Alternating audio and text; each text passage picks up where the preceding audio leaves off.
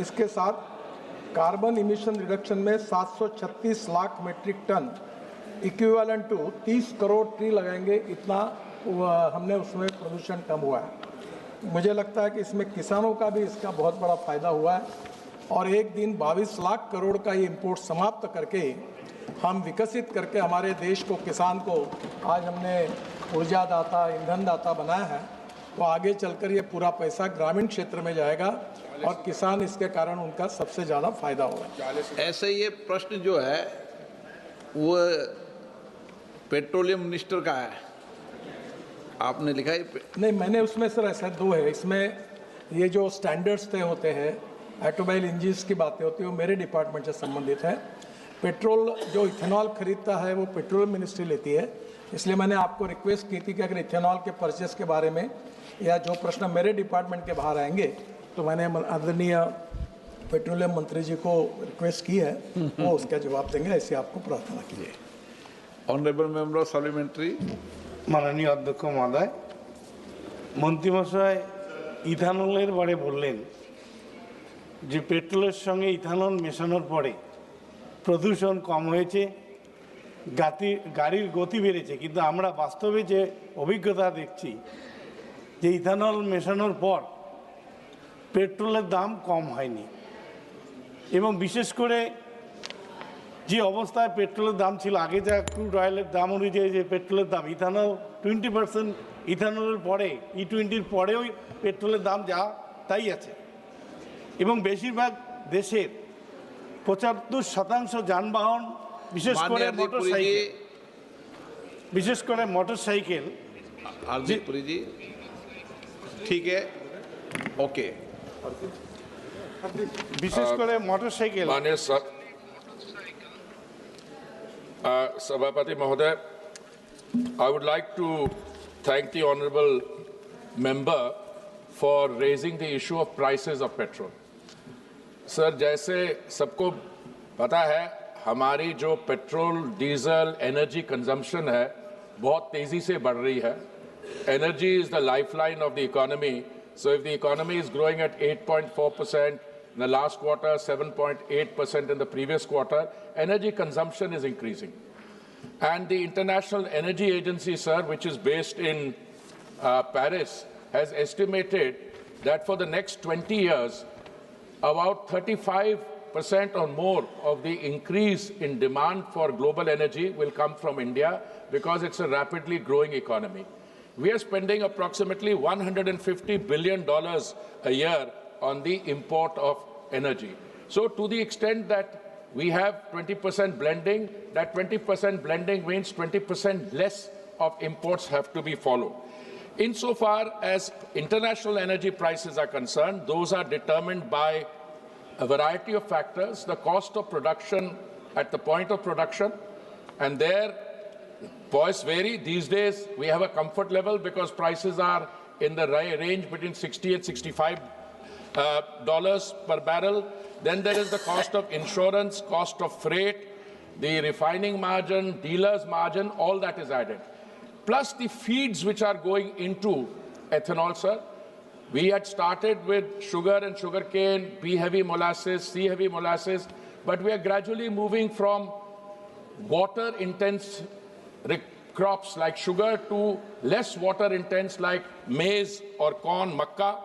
Today, our feed is 48%, it is maize, and let me also share with you that the overall juice syrup provides 16%, B-heavy molasses 11%, C-heavy molasses 1%, damaged food grain 5%, surplus FCI rice 22%, maize 46%, total 100%. Now the money that we give to the farmers as a result of this procurement, about 40,000 crores a year, is also helping to alleviate the strain in the agricultural economy. In the case of maize, for instance, the price is very attractive. That is encouraging farmers to move there. Sir, when we started the blending program, at that stage, ethanol was cheaper than petrol, crude oil. Today, ethanol prices have gone up because crude prices have come down. But in overall terms, sir, it's a very healthy trend. As the Honorable Minister, my senior colleague, mentioned, it's a green transition. It's less polluting. In fact, 65% of the emissions are less when you're using ethanol. The knocking properties in the car improve, the octane level improves, and we are also able to reimburse our farmers 40,000 crore. So our total consumption of oil per day is 5.6 million barrels, sir, out of which we are only producing a fraction of that. So we are producing more now. Production on the eastern coast has gone up to 55,000 barrels. On the western coast, we are producing 2.5 lakh barrels a day. In Assam, we have raised the production to 1 lakh. But overall, अगर consumption बढ़ेगी तो import भी बढ़ेगा इसलिए। मंत्री जी शोर में। धन्यवाद जी। श्री बेनी बैनन। Thank you, sir. Thank you, Speaker. My question to the Honorable Transport Minister. Sir, earlier, the blending level of the ethanol was 10%, and recently it was increased to 20%. By increasing this 20%, any scientific studies done by the government or any other these automatic research associations like in Pune? And sir, another concern is that the customer is not aware of the ethanol blending in the petrol, and the retail shops is not displaying any of this the details of this. So it is reported that many retail shops the ethanol is blended more than 20%, and it will affect the mechanical side of the motor. And another question to the Honorable Petroleum and Gas Minister: today there's the excess ethanol production in the country. How can we use it for another purpose? Take the liberty of attempting a first answer for both the questions asked by the honourable member. Then I'll request my senior colleague Gadkari ji to answer. First and foremost, the movement from 10 to 20% ethanol blend was done in consultation with all stakeholders. In 2014, when the Honourable Prime Minister assumed office, our total ethanol blending was 1.4%. And I want to share with the Honourable member that I had the privilege of representing India and Brazil as ambassador as long back in 2006. At that stage, the then government had wanted a 5% blending of ethanol in 10 of our states and union territories. And no, I'm coming to that. And we were not able to do it because our ecosystem did not provide that cushion.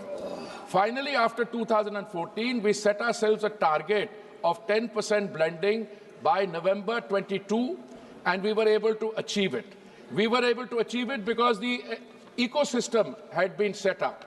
And the ethanol, there are several parties involved. One is the farmer who provides the biomass, the agricultural feed. Then there are the distilleries, and then there are these OMCs, or oil marketing companies, will procure it. So today we are in a situation where I can say with total confidence, and we've issued a press release which was dated 12th August, based on the scientific studies which the Honourable Minister, a member, is inquiring about, where we referred to concerns related to performance and other concerns. We have covered in this press release. I'll be happy to send a copy to the Honourable member, and I can assure you that insofar as the consumer is concerned, it is the base feed which is 20%. There's no doubt. You cannot buy petrol at any bunk, as the Honourable member suggested. Perhaps some petrol stations or dispensing points are mixing more than 20%. No, the basic feed which is coming, it was a target of 20%. We've achieved, I think, 19.2 or 19.4%, or I think by the end of this month or soon, we will do 20%. So the base feed which is bought, base fuel which is bought at a dispensing station, that is only 20% feed. So there is no issue. Now comes the other question, which I think I want to thank the Honourable member, because responding to it will give me an opportunity. Sir, जब ये ethanol blending योजना की शुरुआत हुई तो बहुत चिंता होती थी कि ये सफल होगी कि नहीं, हमारे अन्नदाताओं को इससे लाभ होगा कि नहीं। आज स्थिति ये है कि हमारे ऊर्जा के कारण अन्नदाता को 40,000 करोड़ पर ईयर मिल रहा है, हम फॉरेन एक्सचेंज हमने 1,40,000 करोड़ सेव किए जब हम 20% ब्लेंडिंग किया। अभी और आगे बढ़ते के लिए, पर हुआ क्या है, कई लोगों ने जितनी डिमांड थी उससे ज्यादा कैपेसिटी इंस्टॉल कर ली है। हमने ये कैलकुलेट किया था कि 20% ब्लेंडिंग के लिए हमें 11 लाख करोड़, करेक्ट, 11 लाख करोड़ 11 लाख करोड़ लीटर्स की हमें कैपेसिटी चाहिए होगी, पर अभी 17 लाख करोड़ हो गई है। So now there are 2-3 ways of doing it. एक तो मैं अपने हमारे जो कॉलीग हैं प्रहलाद जोशी जी, मैं उनसे कहता हूं, देखिए आप ऐसे करिए, एथेनॉल का एक्सपोर्ट खोल दीजिए, उन्होंने वो भी कर दिया। और दूसरा जो फीड जाती है उसके अंदर, उसका एक्सपोर्ट शुरू कर दीजिए। ओके। और हम आगे इसको चलेंगे बड़ी सावधानी से, सब स्टेक होल्डर से बात करके देखिए कि 20% से आगे हम कितना ले जा सकते हैं, so that the excess capacity which has been created can be utilised. It's 1100 crore litres exactly and 70। Question number 162 162 Shri doctor Anand Kumar. Question number 162 माननीय मंत्री जी, पटल पर रख दिया गया है। माननीय सदस्य। धन्यवाद अध्यक्ष महोदय। अध्यक्ष जी, केंद्र सरकार कई योजनाओं के तहत बाढ़ जैसे आपदा से निपटने के लिए राज्य सरकार के प्रयासों में सहायता करती है और इसके लिए अपेक्षित लॉजिस्टिक्स और वित्तीय सहायता भी प्रदान करती है। उत्तर प्रदेश सरकार द्वारा भी बाढ़ से निपटने के लिए सुरक्षात्मक कार्य प्रतिवर्ष कराया जाता है, लेकिन महोदय बाढ़ से प्रभावित क्षेत्र इतने ज़्यादा हैं कि सिर्फ राज्य सरकार के प्रयास काफ़ी नहीं है। संसद की अस्थायी समिति के समक्ष भी मंत्रालय ने इस बात को स्वीकार किया है कि जलवायु परिवर्तन और अन्य कारणों से बाढ़ के बढ़ते खतरों को देखते हुए केंद्र सरकार को और अधिक पहल करने की आवश्यकता है। अध्यक्ष महोदय, आपके माध्यम से माननीय जल शक्ति मंत्री जी से मेरा यह प्रश्न है कि उत्तर प्रदेश सरकार को विगत 3 वर्षों में बाढ़ कटान तथा बाढ़ से सुरक्षा हेतु केंद्र सरकार द्वारा कितनी राशि निर्गत की गई तथा राज्य सरकार द्वारा विशेषकर जनपद बहराइच में कुल कितनी राशि बाढ़ राहत, तटबंध मरम्मत, कटाव रोधी उपाय और अन्य संबंध परियोजनाओं के लिए स्वीकृत की गई है, एवं क्या सरकार द्वारा बाढ़ राहत, तटबंधों की मरम्मत, कटाव रोधी उपायों के लिए अस्थायी समाधान खोजने की किसी नई योजना का प्रावधान किया गया है जिससे बाढ़ और कटान से होने वाली क्षति को रोका जा सके? माननीय मंत्री महोदय। माननीय अध्यक्ष जी, बहरीच के बारे में जो चिंता सदस्य ने उठाई है वो वाजिब है। सबसे ज़्यादा करीब 18% जो एरिया है उसका वो बाढ़ से प्रभावित होता है, मगर राज्य सरकार ने अभी कहा है कि अभी वो इसके ऊपर और ज़्यादा काम करने की आवश्यकता नहीं है राज्य की ओर से, और उसके ऊपर अलग से काम हो रहा है। 12वीं यहाँ टोटल मिलाकर पहली योजना में एफएम की 12वीं योजना में उनको 11वीं योजना में 8,000 करोड़ रुपए दिए गए थे, सेंक्शन किए गए थे। 15वीं योजना में उनको 10,000 करोड़ रुपए दिए गए थे, और अभी भी उनको करीब 4,100 करोड़ रुपए यहाँ सेंक्शन किए गए हैं, मगर आज तक राज्य की ओर से अपना और केंद्र का मिलाकर करीब 8,000 करोड़ रुपया उन्होंने खर्च किया है। और उन्होंने अभी बताया गया है कि अभी हम यहाँ और कोई योजना अभी प्रस्तावित नहीं है। राज्य सरकार की अपनी जो नदी आ रही है नेपाल से, उसी के ऊपर काम करके उसका रास्ता निकाला जाएगा और उसको जो बाढ़ प्रभावित एरिया है उसको उसमें से बचाने की कोशिश की जाएगी, इसे राज्य सरकार की ओर से बताया गया है। Honourable member supplementary. धन्यवाद अध्यक्ष जी। बहराइच को अत्यधिक संवेदनशील बाढ़ प्रभावित जिले के रूप में उत्तर प्रदेश सरकार के द्वारा वर्गीकृत किया गया है। अध्यक्ष महोदय, मेरा संसदीय क्षेत्र बहराइच उत्तर प्रदेश के तराई क्षेत्र और नेपाल के सीमा पर स्थित है। सरयू और घाघरा नदियाँ पहाड़ों से निकलकर मैदानी इलाकों में सबसे पहले बहराइच में आती हैं। बरसात के समय प्रत्येक साल बाढ़ के कारण जलधन और कटाव के कारण हजारों हेक्टेयर कृषि भूमि की हानि होती है। महोदय, बाढ़ और कटाव से प्रभावित किसानों की जो कृषि योग्य भूमि है वो प्रति वर्ष ये नदी में समाहित हो जाती है और ऐसे किसान कृषि कार्य को छोड़ करके बेरोजगार होने पर विवश हैं। तो महोदय, मेरा आपके माध्यम से माननीय जल शक्ति मंत्री जी से मेरा ये प्रश्न है कि क्या सरकार ऐसे किसानों के लिए कहीं और कृषि भूमि की उपलब्धता सुनिश्चित करने या फिर उनके पुनर्वास एवं रोजगार की व्यवस्था किए जाने पर विचार करेगी जो उनके एवं उनके परिवार की आजीविका के लिए सहायक हो सके? माननीय अध्यक्ष जी, जल शक्ति मंत्रालय की तरफ से ऐसी कोई योजना अभी अस्तित्व में नहीं है या इसके ऊपर कोई सोच नहीं है। अलग अलग मंत्रालय के ऊपर इसके ऊपर काम होता है और राज्य सरकार इसके लिए अपने जो डिपार्टमेंट लगता है उसके पास उसकी डिमांड भी रखते रहते हैं। मगर यहाँ पर बहराइच के लिए अभी तक 118 करोड़ रुपए का आवंटन राज्य द्वारा FM वेब के तहत 110 करोड़ रुपए लागत के बाढ़ सुरक्षा कार्य पूर्ण हुए, जिसमें बहराइच के आसपास के क्षेत्र को लाभान्वित किया गया है। अपनी तो कोई योजना नहीं है ना? नहीं जी। ओके। जी नमस्ते। श्रीमती सजदा Ahmad. Sir, frequent and avoidable flooding in my constituency, Udayanarayanpur, Amta, Bagnan in Howrah and adjacent district Hooghly, Bankura occurs due to improper operation and water release from the Maithil and Panchayat dams of DVC every year. Will the Honourable Minister state what steps are being taken to ensure scientific and responsible reservoir operation and what framework the government proposes to make dam operation decision transparent and accountable? Thank you, sir. क्या पूछा? Translation में हमारे subject का ही नहीं है और translation भी नहीं है। ट्रांसलेशन दोबारा पूछ लें एक बार। जी सर। माननीय सदस्य दोबारा पूछ लें।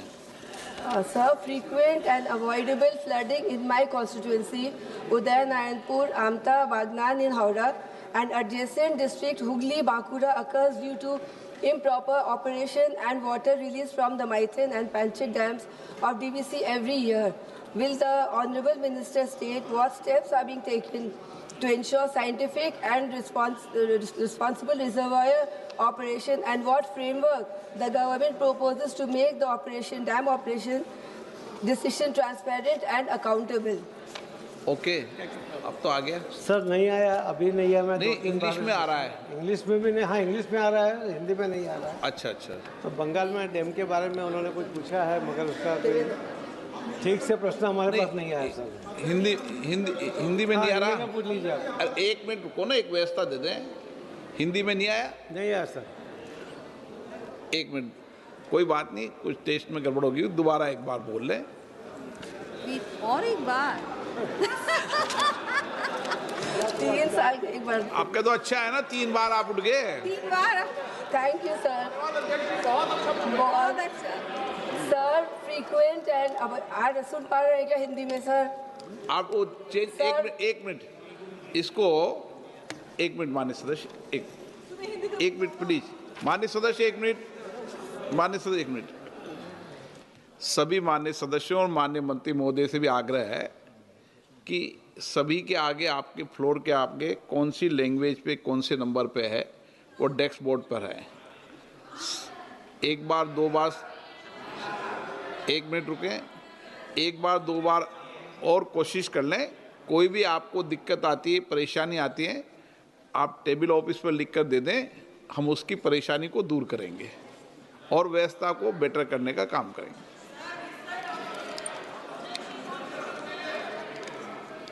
हाँ बोलिए माननीय मंत्री महोदय।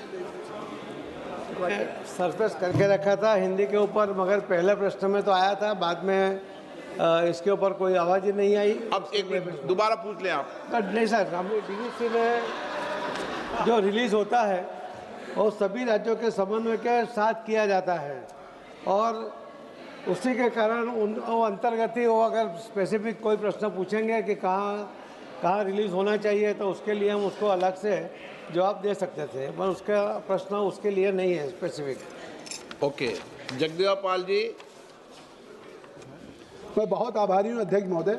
ये विषय एक मिनट जगदेव पाल जी, एक मिनट, ये मुझे विषय लगता है बहुत गंभीर विषय है और कई माननीय संसद सदस्यों के क्षेत्र की एक गंभीर समस्या है, इसलिए सप्लीमेंट्री भी काफ़ी आई है। इस पर कभी आप लिखेंगे तो विशेष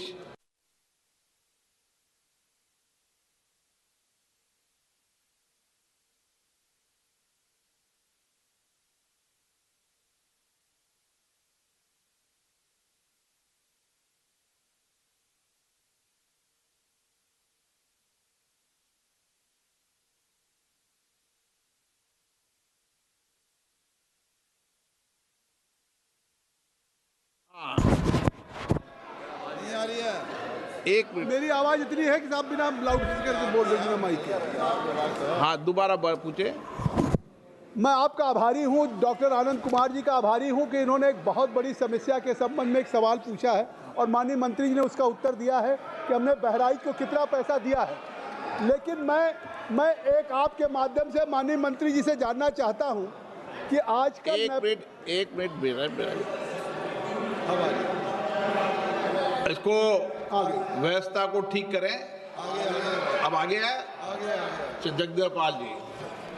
नेपाल से जो हमारे भारत की सीमा है करीब 1465 किलोमीटर है। उत्तराखंड के टनकपुर से लेकर संजय जायसवाल जी के रक्सौल तक है, जिसमें उत्तर प्रदेश, बिहार, नेपाल। मैं आपके माध्यम से माननीय मंत्री जी से जानना चाहता हूं कि जो नेपाल की नदियां हैं, चाहे कोसी हो, बाणगंगा हो, राप्ती हो, सरजू हो, इन नदियों का जो ऊपर से पानी आता है उसके कारण जो भारत की सीमा के सिद्धार्थनगर या बहराइच, बलरामपुर, वो नदियां अपनी कोर्स बदलती रहती हैं, मेंडरिंग होती रहती है, जिसके कारण कई गांव फिर वो नदी के कैचमेंट में आ जाते हैं। क्या कोई ऐसी नीति है कि वो गांव जो बाढ़ के कारण नेपाल और उसके पूरे गांव एकदम वॉश आउट हो जाता है, सारी खेत, उसको रिहेबिलिटेट करने के लिए राज्य सरकार करेगी? आप तो बड़े नेता हो। नहीं, रिहेबिलिटेशन की बात कर रहा हूँ। रिहेबिलिटेशन भी राज्य सरकार करती है। एक नीति की बात ना, माननीय मंत्री महोदय। हाँ, इन्हीं के अंडर में है। माननीय अध्यक्ष जी, ये होम मिनिस्ट्री के अंदर आता है। जब बाढ़ के कारण जो भी प्रभावित होते हैं, जो एरिया प्रभावित होता है, उनको अगर कोई सहायता करनी है वो हमारे इसमें नहीं आता है। मगर बाढ़ रोकने के लिए पूर्वोत्तर के राज्यों के अंदर ही वहीं पर व्यवस्था करते हुए बाढ़ को उसका कम प्रभाव नीचे तक आए, उसके लिए कई योजना की गई है और उसके ऊपर जहाँ भी आवश्यकता होती है और जब राज्य सरकार की ओर से उसके ऊपर फंड मांगा जाता है तो सीवीसी तय करती है कि इसके अंदर आवश्यकता है तो उसको हम तकनीकी सहाय और फंड उसको आवंटित करते हैं। सर अनुराग ठाकुर। धन्यवाद अध्यक्ष महोदय। आपने सभी ने देखा होगा अध्यक्ष जी कि पिछले कुछ वर्षों में, 2-3 वर्षों में हिमाचल में बहुत बाढ़ भी आई सतलुज और ब्यास नदी में, जिसके कारण जो तटीयकरण पहले हुआ था उसको भी नुकसान हुआ। लेकिन सबसे बड़ी बात है कि वहाँ का जो खनन माफिया है और टिम्बर माफिया जो है, जैसे पुष्पा फिल्म में हजारों पेड़ एक साथ आ गए थे, वैसे लगा हिमाचल प्रदेश के बांध में एकदम से हजारों पेड़ आ गए। तो जो वहाँ पर इलीगल माइनिंग हो रही है, टिम्बर माफिया के कारण भी नुकसान हो रहा है, लेकिन आपदा के कारण भी, जो राष्ट्रीय, जिसको एक तरह से आपदा घोषित करने की बात करें, उसके बाद सर जो तटीयकरण की एक बहुत बड़ी समस्या खड़ी हो गई, क्योंकि हजारों एकड़ भूमि के लिए एक मुश्किल पैदा हो गई है। मेरा माननीय मंत्री जी से सवाल ये है कि अब तक आपने कितना पैसा हिमाचल प्रदेश को तटीयकरण के लिए दिया है और आगे के लिए आपका कुल बजट तटीयकरण के लिए देश भर के लिए क्या है? एक सर मैं व्यवस्था को लेकर आपसे सवाल पूछना चाहता हूं। देश भर में एक मिनट, माननीय सदस्य मुझसे सवाल नहीं पूछ सकते। नहीं सर, आपसे आग्रह करने वाला, आग्रह कर सकते हो, आपसे आग्रह कर सर भी ढंग से। बिल्कुल सर, हाथ जोड़ के आपसे पूछ सर सदन की जानकारी के लिए है सर, देश भर में ई सिगरेट बैन हो चुकी है, क्या सदन में आपने अलाउ कर दी है? नहीं, कोई माननीय सदस्य को कोई भी सर टीएमसी के सांसद पी रहे हैं सर टीएमसी के सांसद सर कई दिनों से लगातार बैठ के पी रहे हैं सर। कोई भी माननीय टीएमसी के सांसद पी रहे हैं सर चेक कर, नहीं सर आप चेक करवाइए सर। एक मिनट व्यवस्था दे रहा हूं। सर सदन में अगर सिगरेट पीना अलाउ कर दिया है। एक मिनट प्लीज। मैं सभी माननीय सदस्यों से पुनः आग्रह करता हूं, हमें संसदीय परंपराओं और संसदीय नियमों का अनुपालन करना चाहिए। कोई भी माननीय सदस्य कभी भी ऐसा कोई विषय मेरे पास आएगा तो निश्चित रूप से इस पर मैं निश्चित रूप से कार्रवाई करेंगे। ओके नो आप माननीय मंत्री जी, माननीय अध्यक्ष जी, तो कुछ भी आके पिएंगे माननीय मंत्री जी। सर सभी सदस्यों के लिए मुश्किल है सर, उनके अपनी पार्टी के सर सांसद महिला माननीय सदस्य, माननीय अध्यक्ष जी, सर ये बड़ा विषय सर सदन में सर ई सिगरेट पी जाएगी सर, देश माननीय सदस्य,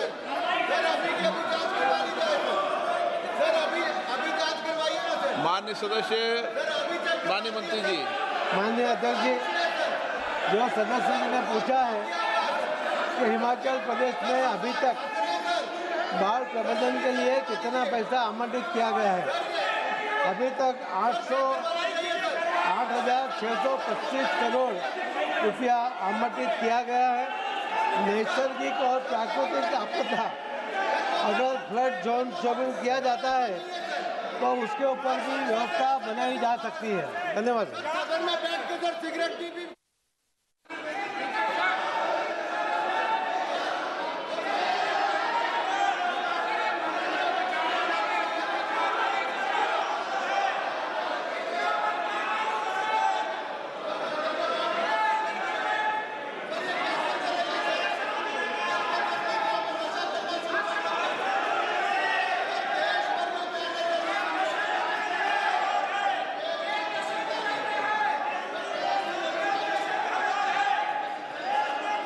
प्लीज प्लीज प्लीज, मैं व्यवस्था दे रहा हूँ, प्लीज बैठिए प्लीज। नो नहीं पाली, माननीय सर प्लीज। माननीय सदस्यगण, अगर आपको किसी भी विषय पर कोई भी आपत्ति आप लिख के दे दें, ऐसी कोई भी कार्रवाई होगी तो मैं निश्चित रूप से इस पर एक्शन टेकन करूंगा। ओके, माननीय मंत्री महोदय जवाब दीजिए। माननीय सदस्य जी ने जो हिमाचल के बारे में पूछा था, अभी तक 8,625 करोड़ रुपया आवंटित किया गया है और अगर फ्लड जोन शोपिंग किया जाएगा तो ज़्यादा से ज़्यादा दूसरी व्यवस्था भी की जा सकती है। माननीय मंत्री महोदय, श्रीमती सजदा अहमद जी का जो प्रश्न का उसका उत्तर आप उनको लिखित में भेज देना।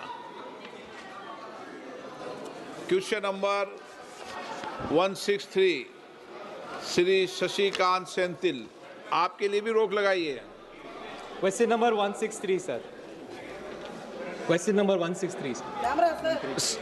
Statement is laid on the table of the House, sir. Sir, this question pertains to a very important subject for Tamil Nadu. There has been some blocks being put under bid for exploration of oil and natural gas. One of such blocks is in a very sensitive portion in the Gulf of Mannar, which is known as a biosphere reserve. Just like we have reserved forest outside, this is a biosphere reserve inside the ocean. And it is a very sensitive, because it is absolutely important for the fisher folk of Tamil Nadu. In fact, in the Niti Aayog itself has declared this particular wedge bank and Gulf of Mannar as to be the most sensitive portion, which cannot be affected for any reason. Sir, the minister has replied to me, and Honorable Minister has also said that this is not in the boundary of that portion, but I want to bring it to the notice of the Honorable Minister. This area is so sensitive that any exploration, anything which you do nearby will affect the fishermen in a long way. In fact, he is also silent about the letter written by the Honorable Chief Minister of Tamil Nadu to the Petroleum Ministry to leave this particular CYDWP HP 2024/1, this notification outside. But I don't think any consultation has happened with Tamil Nadu. Neither any consultation has happened with the fisher folk of Tamil Nadu. If this kind of one-sided, centralized bidding announcements are made without any consultation on the people on the ground, how will we protect the lives of these fishermen? I want the Honorable Minister to answer the House. I'm deeply grateful to the Honorable Member for raising this issue, because this gives me an opportunity to clear on the floor of the House, to clarify on the floor of Parliament what the facts are. It is indeed a fact that the Honorable Chief Minister had written to us. It's also a fact that I have sent a very comprehensive reply to the Honorable Chief Minister, in which I have stated categorically what the position on the ground is. Now I want to draw the Honorable Member's attention to the thrust of my reply, which is in paragraph 3. Mere award of blocks does not entitle the awardees to initiate drilling activities. To ensure To ensure environmental safeguards, drilling can commence only after due clearance under the Environmental Impact Assessment, EIA notification 2006 as amended. The EIA process, which extends to offshore areas up to 12 nautical miles, involves scientific assessment, necessary coastal regulatory zone clearance, which means the state has to clear it, and clearance from the Ministry of Environment, Forest and Climate Change, which is the Ministry of Environment and Forests. Only upon securing these clearances, compliances under environmental guidelines can companies begin drilling processes with all mandated safeguards in process. Having said this categorically in the answer, having said this categorically in a letter to the Chief Minister, I'm surprised that the honourable member, who belongs to my fraternity, if I may be able to reach out to him, he has been a civil servant like me, how the letter to the Chief Minister has not been shared with him. But I'd be happy to send my reply to the Chief Minister to the honourable member. Let me also clarify now that if there is a genuine concern, the central government, the Honourable Prime Minister, the Minister of Environment and Forests, and all of us, we are equally, if not more, concerned with issues like marine life and environmental clearance. We are not second to that. So therefore, to suggest that we are doing something when it is outside the block is factually not correct. Second issue, let me say categorically, and I have a map here of the ones... मुस्कुरा के, गुस्से में नहीं, मुस्कुरा के. Sir ये गुस्सा नहीं है, ये तो पार्लियामेंट्री रिप्लाई का स्टाइल है सर. नहीं स्टाइल नहीं, I'd be happy to share this map with you. No, I will place the map here. दिखा सकते Sir, हैं. I want to state ये तख्तियाँ नहीं है, before ये my नक्शा है. Sir, I have a long-standing association with the state of Tamil Nadu.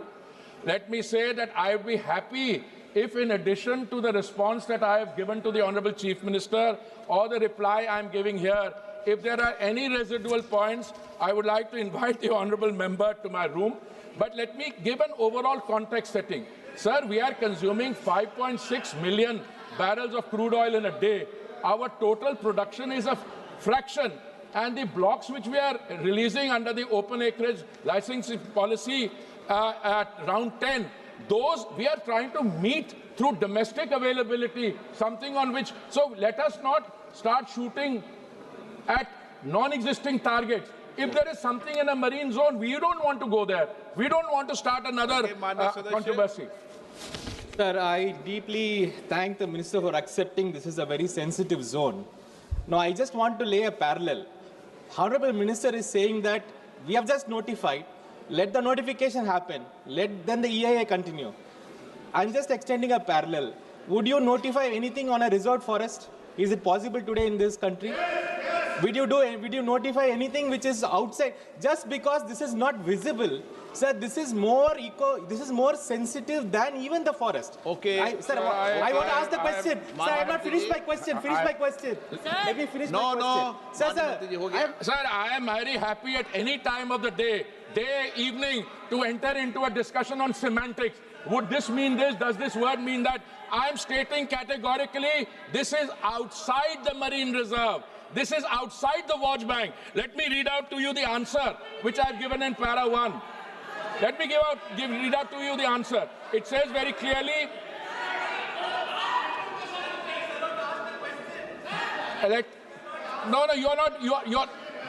sir, if I may answer, the answer of the text of the question, now we are playing with words.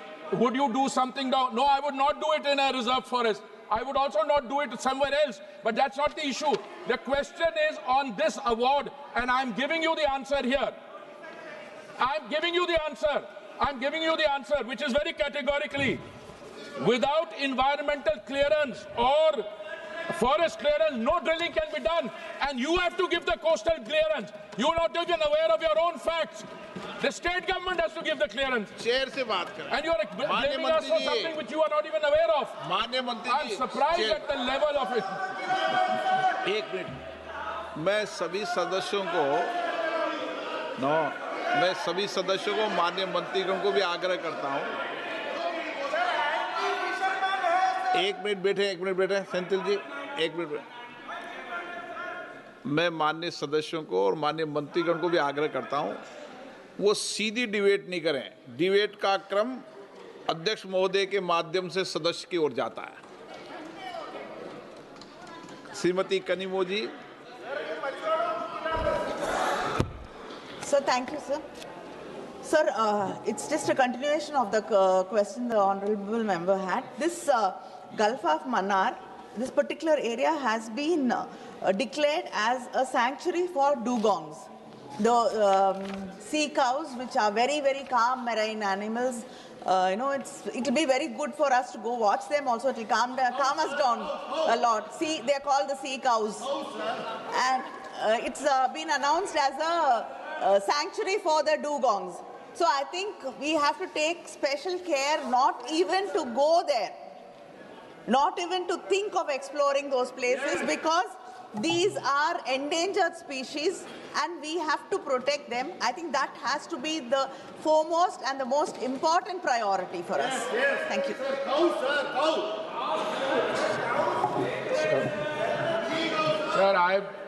Sir, I'm thankful to the honorable member. She is raising a concern about sea cows, or dugong as they are called. I'm acutely familiar with that with that species, and I'm very happy to have any discussion with them. But the fact of the matter is, these are three different areas we are speaking about. The question is about the Watch Bank. Now, the Watch Bank, which is south of Comorin, sir, Comorin is the traditional name, what we now call Kanyakumari, that Watch Bank is completely away. What the honorable member is referring to are 3 blocks separately, which were awarded in April of 2025. And as I said, the same safeguards apply. We have to go through the same clearances. Up to 12 nautical miles, which is the state government comes in, the state government has to give a clearance. Beyond that is central. All I can say is that the sensitivity and concern is fully shared by me and the government which I serve. Thank you, sir. Question number 164, Sri Pradeep Purohit. 64, sir. रख दिया गया है, बस cut जाता है। Thank you speaker sir. मैं सबसे पहले तो देश के यशस्वी प्रधानमंत्री नरेंद्र मोदी जी को धन्यवाद देना चाहता हूं। इसलिए धन्यवाद देना चाहता हूं कि जो योजना बनाते हैं मोदी जी 5 साल के, कि एक चुनाव से दूसरे चुनाव तक ये योजना नहीं होता। आज देश में जो सबसे बड़े संकट था, जल के संकट, ग्रामीणों लोगों के घर पे कैसे जल, पानीय जल, पीने का जल पहुंचाया जाए, सबसे बड़ा संकट इस देश में था। 2019 में जल शक्ति मंत्रालय का नए तरफ से गठन हुआ। उसके बाद मेरा जो क्वेश्चन था उसके बारे में डिटेल रिपोर्ट्स माननीय मंत्री जी ने हमको दिए हैं, इसके लिए धन्यवाद देता हूं। उसका रिपोर्ट के तहत 15/8/2019 तक उड़ीसा में 3.51 यानी कि 3.11 लाख घरों में पानीय जल, पेयजल का व्यवस्था था। और 7/12/2025 का जो रिपोर्ट दिए हैं उसमें उड़ीसा में आपका प्रश्न क्या है? हाँ, ये मैं पूछना चाहता हूँ। अभी 68.38 लाख परिवार को जाता है, तो ये जो जल शक्ति मिशन 2028 तक किया गया है, तो टारगेट क्या है अचीव उड़ीसा में 100% करने के लिए? और दूसरा प्रश्न है ये इसके साथ कि ये जो वित्तीय सहायता केंद्र सरकार देता है, जितना वित्तीय सहायता देने हैं उसके कुछ बाकी उड़ीसा सरकार को देने के लिए बाकी है क्या? माननीय अध्यक्ष जी, जो उड़ीसा के अंदर करीब 88% जितना काम जल जीवन मिशन के द्वारा जल दिया गया है, और आने वाले दिनों में भी बाकी जो है 12% से करीब उनको भी जल दिया जाएगा। माननीय प्रधानमंत्री जी की ये पूरे विश्व में सबसे बड़ी योजना ये जल जीवन मिशन की वो भी है, और उसके कारण हर लोगों को, जो महिलाएं दूर तक पानी लेने के लिए जाती थी, रोज़ करीब 9 करोड़ महिलाएं पानी लेने के बाहर जाती थी, और करीब 5 करोड़ घंटे उनके रोज़ पानी लाने के लिए बिगड़ते थे। आज उनको अपने घर में शुद्ध पानी मिल रहा है, और ये पानी शुद्ध है या नहीं है वो भी ये महिला, करीब 5 लाख गाँव में 25 लाख महिला ये पानी जो सरकार की ओर से उनको किट दी गई है उसके जरिए वो चेक करके वो पानी पीने लायक है कि नहीं वो भी चेक कर सकती है। तो पानी पूरे फोर्स के साथ हर गांव में पर हेड 55 लीटर पानी देने की योजना केंद्र सरकार की ओर से माननीय प्रधानमंत्री जी ने की है और उसको आगे बढ़ा रहे हैं। जो पैसे की बात की उन्होंने, तो कई राज्यों के अंदर बहुत सी कंप्लेंट भी आई है कि उन्होंने जो केंद्र सरकार की ओर से जो पैसा उठाया है उतना काम वहाँ नहीं हुआ है। माननीय प्रधानमंत्री जी के निर्देश के अनुसार जो अलग अलग राज्यों में वहाँ इंक्वायरी की गई थी, उसका भी जो रिपोर्ट आया था वो भी हमने सभी राज्यों के मुख्यमंत्रियों और चीफ सेक्रेटरी को दिया है कि वो पूरा एक्शन ले और हमें उसका रिपोर्ट करें। और जहाँ भी काम खत्म हुआ है वो योजना का वेरिफिकेशन करके वो जब तक नहीं भेजेंगे तब तक उसको पैसा देना हमारे लिए संभव नहीं होगा। तो ये काम राज्य के अंदर भी पूरा कराए, यही मेरी आपसे उम्मीद भी है। ओके, माननीय सदस्य। सर, मैं माननीय मंत्री जी से ये जानना चाहता हूँ कि ओडिशा में जो हमारा जो क्षेत्र है पार्लियामेंट कंस्टिट्यूएंसी बरगढ़ लोकसभा क्षेत्र है, वहाँ कुछ गांव में जैसा सपिया है, पदमपुर में, नरसिंहपुर, गंजागुड़ा, अम्बामुंडा, जिसमें काफ़ी दिन से ये प्रोजेक्ट हुआ है, लेकिन हर घर नल योजना में तहत काफ़ी करप्शन होने के कारण ठेकेदार लोगों से वो काम पूरा नहीं हो पाया है। जो गवर्नमेंट से यूसी आता है वो यूसी के आधार पर आप लोग पैसा पेमेंट करते हैं, लेकिन इसको तदारक करने के लिए केंद्र सरकार का कोई संस्था है या नहीं है, इसको सब तदारक करके देखने के लिए। जो सदस्य ने बताया कि कई जगह पर पानी नहीं पहुंचा है और उसी के कारण जो कंप्लेन आई थी, उसी के कारण माननीय प्रधानमंत्री जी ने निर्देश दिए थे कि पहले उसका इंक्वायरी करो, हर जगह नल से पानी जाना चाहिए। कई जगह पर सिर्फ पाइप डाले गए, कई जगह पर सिर्फ नल लगाया गया मगर पानी नहीं था। तो नल से जल जाना ही चाहिए, ये हमारा आग्रह भी है और उसी के आधार पर काम होगा। जब वेरिफिकेशन आएगा, स्टेट खुद और वीडियोग्राफी करके उस गांव में सभी घर में पानी गया है, एक ग्राम सभा के अंदर हमें जो रिपोर्ट देगा उसके बाद ही पैसा रिलीज हो सकता है, उसके पहले संभव नहीं है। जो एक दूसरे भी मेंबर पूछना चाहते हैं तो यही है कि पैसा जब भी मिलेगा जब काम पूरा होगा। माननीय मंत्री जी ऐसे अनऑफिशियली पूछने का जवाब नहीं देते जी। Shri Harish Meena.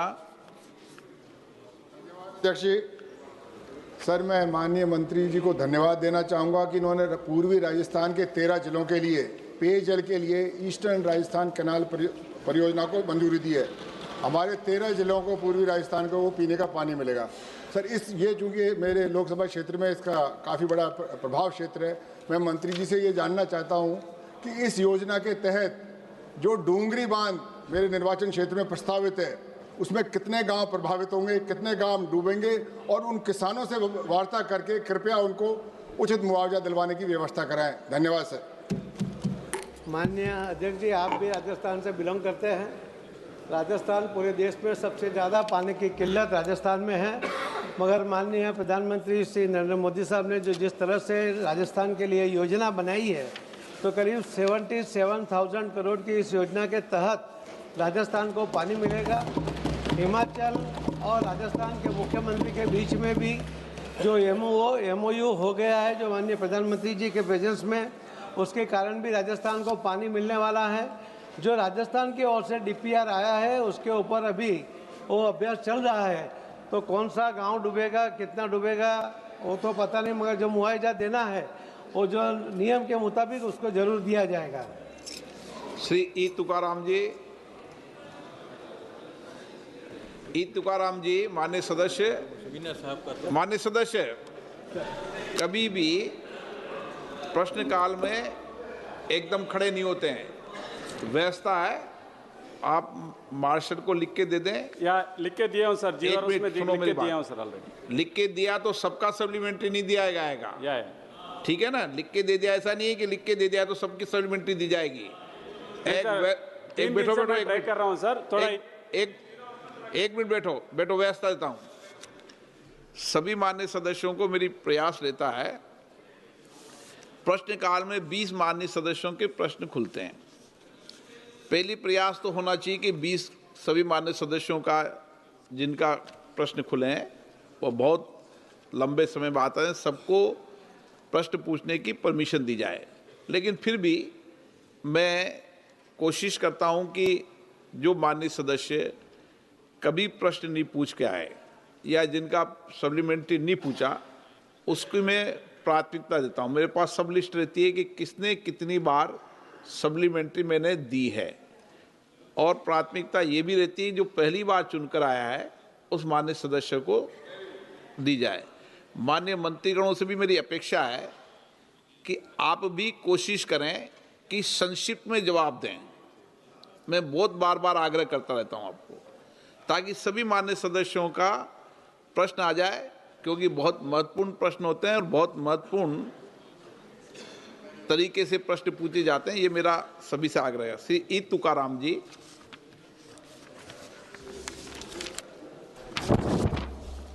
Sir, regarding this Jal Jeevan Mission, I am raising the issue, sir. Sir, total in Karnataka, sir, has performed well this program.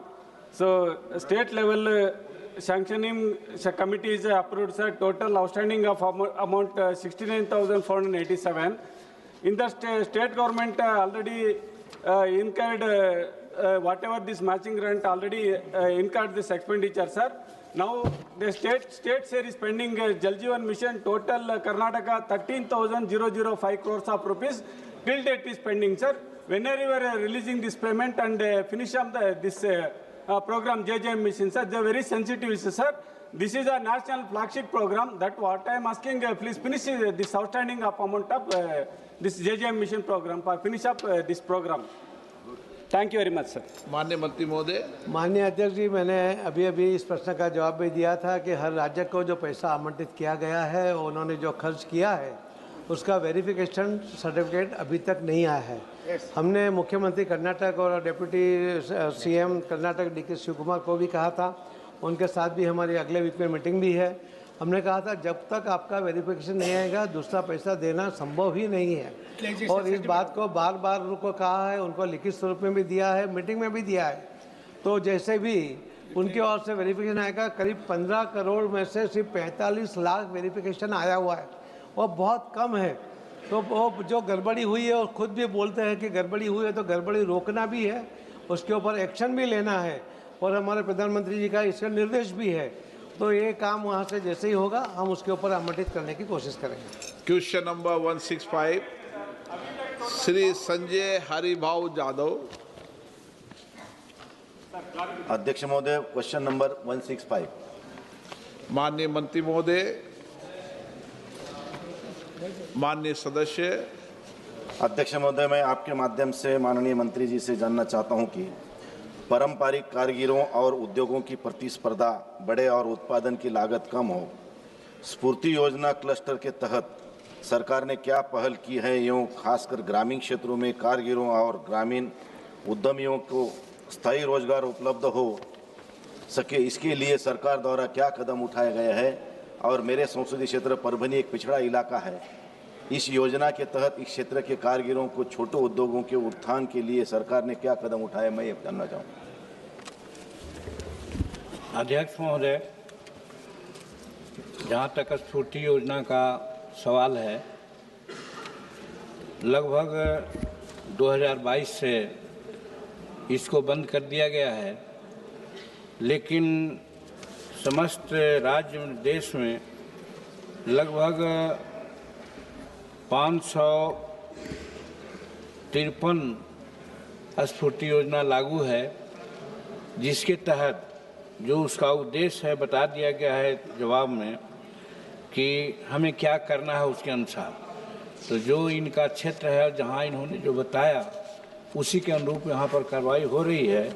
और यदि कहा जाए तो जैसे है कि परंपरागत उद्देश्यों के पुनर्सृजन हेतु जो निधि स्कीम है स्फूर्ति योजना, जिसको लघु सूक्ष्म और मध्यम मंत्रालय के द्वारा कार्यक्रम है, जिसका उद्देश्य ही है परंपरागत उद्योगों और कारीगरों के उत्पादन समूह को संगठित करना है, उन्हें सहायता प्रदान करना है ताकि ये गुणवत्तापूर्ण प्रतिस्पर्धी उत्पादों का निर्माण कर सके। इसके लिए जैसा मैंने कहा कि 2015-16 में शुरू हुआ था और 513 क्लस्टर की मंजूरी की गई थी, उसमें लगभग 1332.95 करोड़ रुपये की सहायता दी गई है। और ये जो 11-12-25 के स्थिति के अनुसार 513 क्लस्टर है उसमें 376 क्लस्टर प्रभावित है और 137 क्लस्टर पर काम चल रहा है, जिसके लिए 1101 करोड़ रुपए जारी किए गए हैं, जिसमें 20,214 कारीगरों को लाभ मिला है।